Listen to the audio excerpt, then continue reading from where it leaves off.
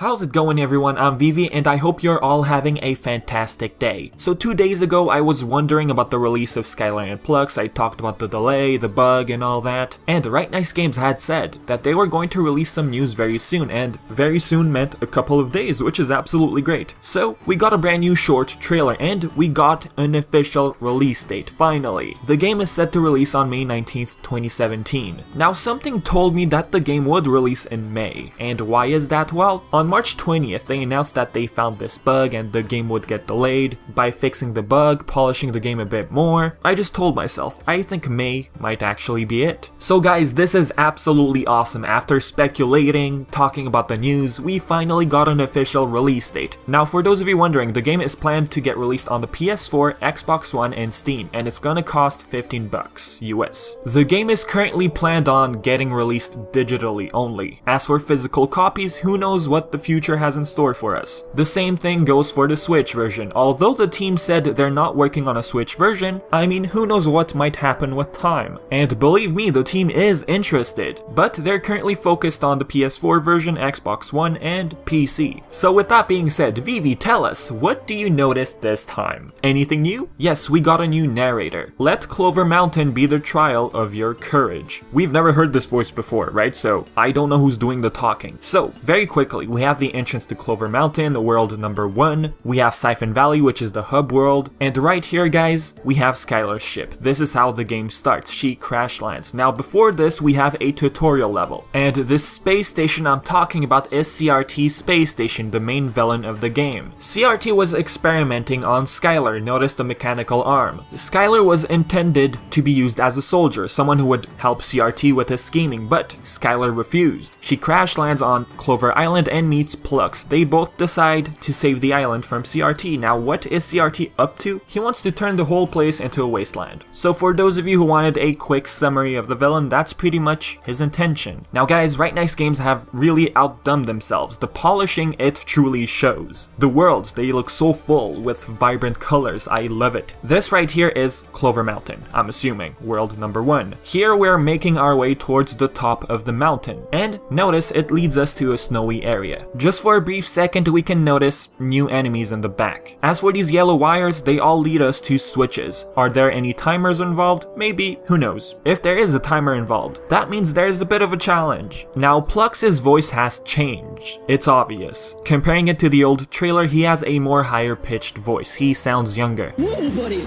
you came down like a crashed satellite. Greetings you guys, I'm Plux, and these islands are my home. And you see guys right here, this is the top of the mountain. A lot of ice, a lot of snow, and this is my favorite part of Clover Mountain. I just love snowy worlds. Next, we move on to the thumbnail. Skylar's arm, and I'm assuming this is where CRT was experimenting on Skylar, judging by the background. And of course, she refuses and crash lands on Clover Island. Next, we move on to some more snowy gameplay. It looks fantastic. We have a nice view of Forlorn Desert, which is the second playable world in Skylar and Plux. Now, talking about world numbers, there are 3 playable worlds. And these worlds, guys, they look huge, with a lot of secrets, hidden areas, and stuff like that. More snowy gameplay. Now we move on to the inside of CRT's factory, which is part of CRT's Citadel, the 3rd world. Clover Mountain is shown again. Briefly, we saw this area a while back, and my favorite part of the trailer, guys, is this area right here. This place, it reminds me of Ratchet and Clank PS4, the deplanetizer and the factory within Core 2. Is it just me? I just love the whole style of the place. Next, we have the use of the magnetic glove, which we find in CRT's factory. We have 3 gadgets in the game: the time orb, the jetpack, and the magnetic glove. So the trailer finishes off with the main villain saying, "The power of the siphon will be mine." Now, Siphon Valley is the hub world. I don't think he's talking about the hub world. Maybe this siphon is an old artifact or something, but we'll find out eventually. As for the length of the game, Right Nice Games confirmed that the game is about between 2.5 hours to 7 hours, and of course, it depends on your style of gameplay. Knowing me, who takes a lot of time when playing new games, obviously, I'm expecting maybe a 10 hours for me. You know, just to take the time, explore all the secrets, the hidden areas, find all collectibles, you know, just have fun with the game game, enjoy it, right? Okay, sure, the game got delayed until May, but my finals will be over by then. And during the ending of May, I don't think I have other